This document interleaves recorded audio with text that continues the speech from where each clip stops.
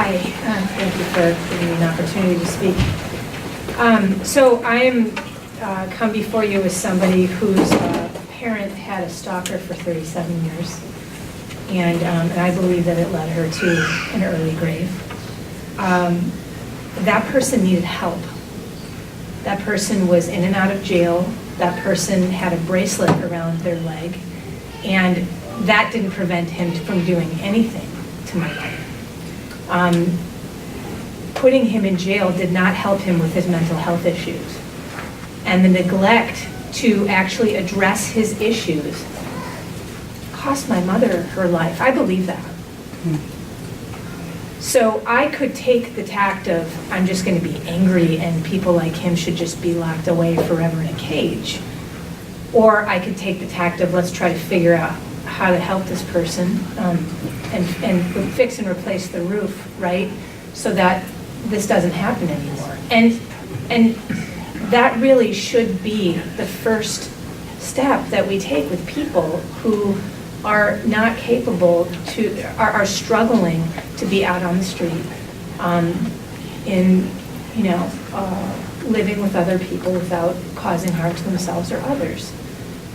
Additionally, recently, someone I love very much, a child who means the world to me, was chased by 3 men on the street and sexually harassed. And we're talking about options. And that child says to me, well, I don't want to ruin their lives. I don't want her to have to think about that. I want her to think about herself. I want her to think about her safety. I don't want her having to think that we have a system that is going to ruin someone's life because of one action that they took. I shouldn't have to think about that. I shouldn't have to think about the officer that we call killing them. I shouldn't have to think because they might be afraid of that officer. I shouldn't have to think about that action ruining their lives. They should be able to get help. That should be our first step. If we keep putting buckets under the leaks and we don't put a tarp over the roof and actually repair the roof, we're going to have these problems and they're going to grow and grow and grow. So I'm here 100% in support of Heidi Weiglander. I'm sick of having bad options when things happen to my family. There's no reason that should be the case. And I guess I'm really just talking about it from that standpoint because the humanity, doing what's humane doesn't seem to be pulling people's heartstrings enough. Like actually putting people in cages is not acceptable. It's archaic.